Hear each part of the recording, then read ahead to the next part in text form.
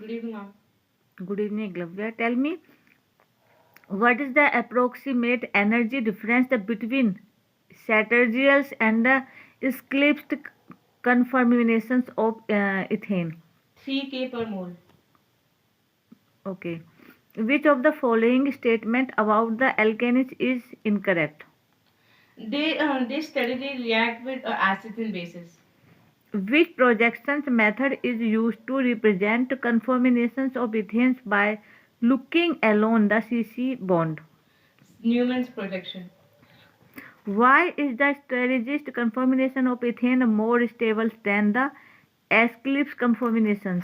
Lower torsional strength. As we discussed before, torsional strength is the most weakest point of a carbon bond, and as you can just twist it and they'll just break apart. So that projection has the lowest torsional strength. So that's why it's at an advantage. Which of the following best describes the space conformation of ethane?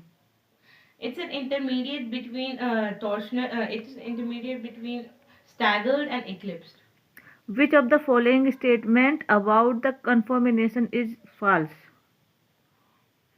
Ma'am, the ethane can revolve around the CC bonds as almost freely. That is false, as they are very tight. What is the habitat angles in the following strategies the conformation of ethane? 60 degrees. Which of the following the hydrogens has the highest radiations towards alkanes? H1. Actually, what is the alkanes? Alkanes are basically carbon bonds with only a single bond in them.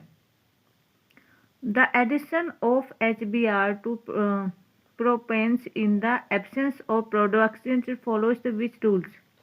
Markovnikov rule. According to the Markovnikov rules, in the additions of the HBr to an symbolizations of the alkanes, the bromines alkanes to Ma'am, it's to the carbon bond with the least hydrogen atoms. in the presence of peroxides, the addition of the HBr to alkanes follows. And the anti-Markovnikov rule.